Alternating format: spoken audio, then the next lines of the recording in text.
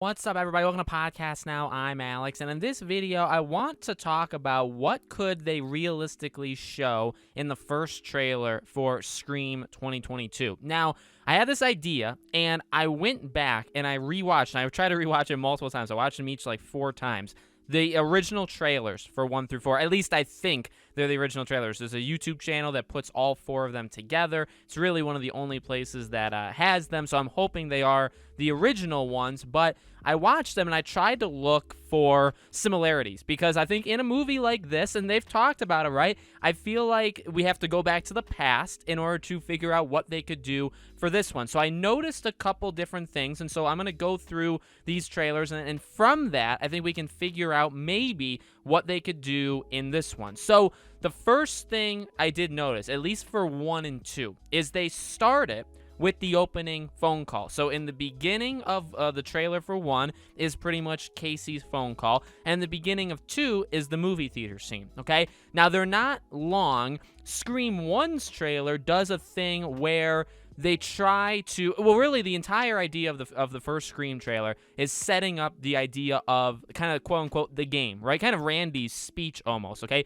Here's how a horror movie plays out. Here's the rules. Here's how you abide by them. And every time they would say them, they would kind of show them. So we did get some scenes from that movie. However, what I will say is we got very little spoilers. Almost none, in my opinion, okay? In fact, I believe Billy Loomis was on screen in the trailer, I believe 1 time. And I'm pretty sure Stu was only on screen for 1 or 2 times. So very little engagement with them whatsoever. It was more or less setting up how the world works. And again, an interesting thing I found out, or I kind of like realized as I was watching it, they played a lot with the idea that, because I was born in 96, I didn't see the trailers, I didn't go see the movie, spoilers, those kind of things, but I don't know how much was widely known, but I do know that obviously killing off Drew Barrymore at the beginning was a huge shock. A lot of people thought, or people maybe thought, that she was going to be the lead. And watching the trailer, it is kind of obvious because Sydney is the main. You can kind of tell, at least you can tell right now,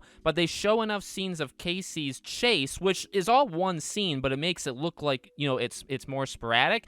And it makes it seem like maybe she's the main character, okay? So that's what I found out in the first movie. Again, the second movie has the similarity of showing the opening again. Now, here's the deal. 3 and 4 did not do that. 3's entire gig was basically talking about in the beginning, like the first movie did this, the second movie did this, but in the third movie, there are no rules. We break rules.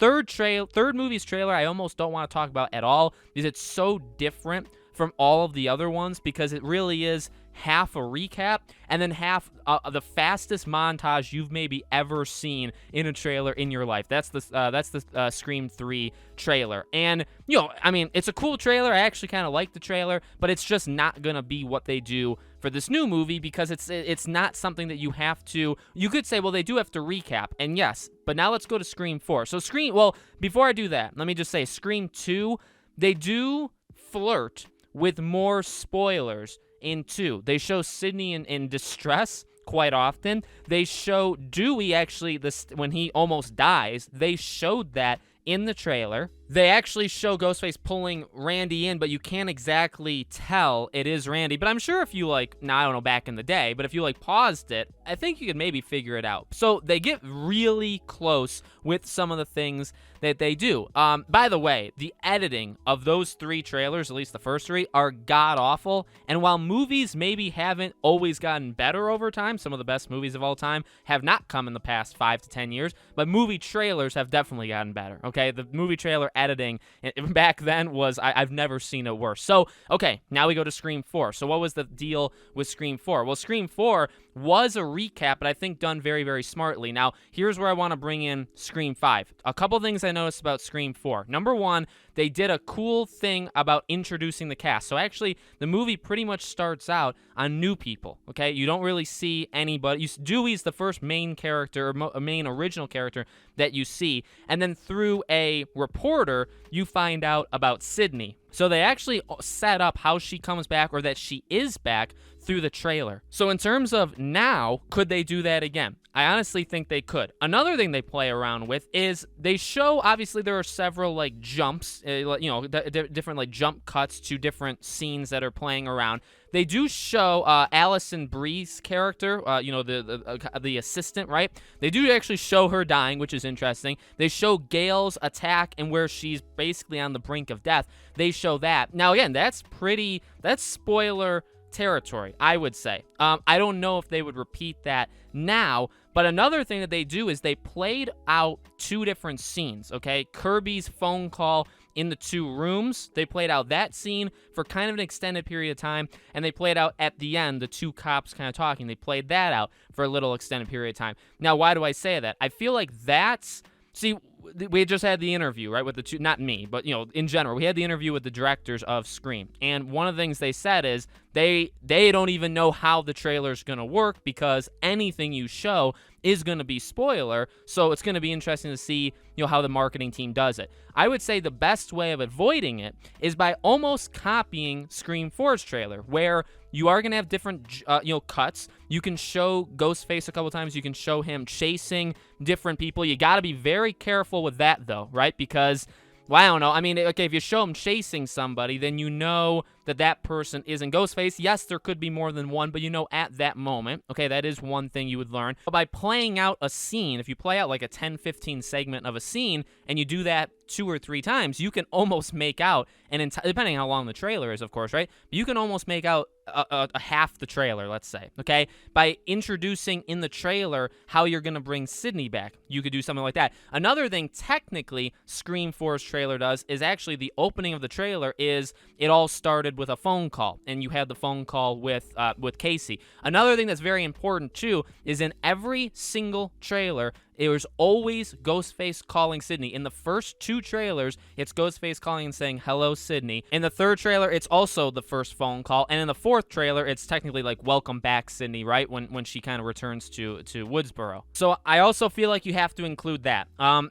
not one for like, you have to copy these trailers. In fact, right, one of the things I've said numerous times about this movie is I don't want it to copy past movies, so why would I want it to be like a 1-to-1 version of a past trailer? That is true. However, again, I just feel like the way, now that I've watched the trailer, because I've never actually watched any of the trailers, maybe Scream 4's I watched back in the day and I just forget, but I've never watched the trailers for 1 through 3, okay? But now that I'm doing it, again, you see some similarities. I would not be surprised at all if they referenced or like harkened back to the original phone call.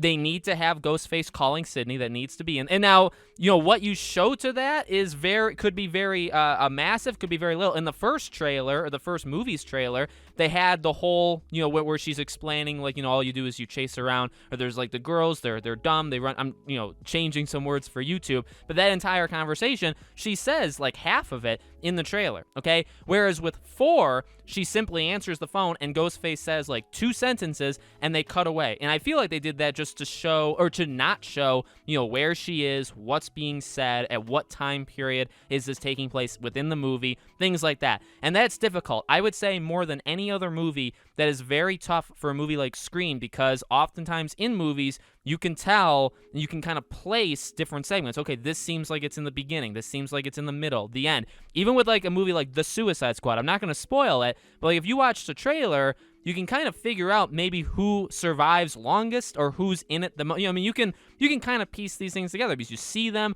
in groups, you see them in different areas. So it's like, okay, well, obviously this takes place after this scene. And you can do that with a large majority of movies. So again, that's why I say for this Scream movie, smartest thing, I would almost say, quote unquote, waste time in the trailer. Waste time with the opening phone call. And I'm not saying opening phone call of like the original movie. You could even do the opening phone call of this movie. Now, again, like 1 and 2 started with the beginning. 3 did not, 4 did not, okay, in terms of like the opening kill. 4 does show some of the sequences of the stabs, right, and like the 5,000 different openings that they did for that movie. There are a couple of them in there, but they're actually towards the end of the trailer. They're not in the beginning. So you could do that for this one. You could have a scene of the, I mean, if Jenna Ortega is like in the trailer and she's like running away in a house by herself, I'm going to start to think that that's the opening, right? But that's tricky. That's tricky because that is a spoiler if you do that. So it's going to be and then if you don't see her again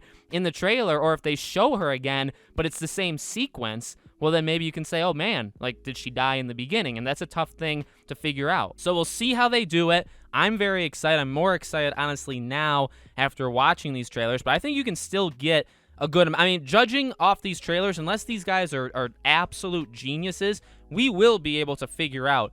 I mean, we're literally going to visually see some of it. We will be able to figure stuff out. I wouldn't bet on us figuring out the opening, but maybe we can get close. But I would bet on us figuring out maybe a couple different things from the trailer. So, ultimately, it's still a wait and see, right? We have to wait until they release it. Let me know what you guys think in the comments below. As always, make sure you guys are subscribed, bell icon turned on. All of the social media links are in the description below as well. My Twitter, if you guys want to follow me there. My second YouTube channel, we have a Patreon and YouTube membership. If you guys want to support us there, you get exclusive stuff back to you. Thank you all so much for watching these Scream videos. You guys mean a lot to me. I love covering it. Again, I'm going to be, weekly coverage on the movie, and then if any news pops up, I will cover that as well, okay? Thank you for watching, and I'll see you all on the next video.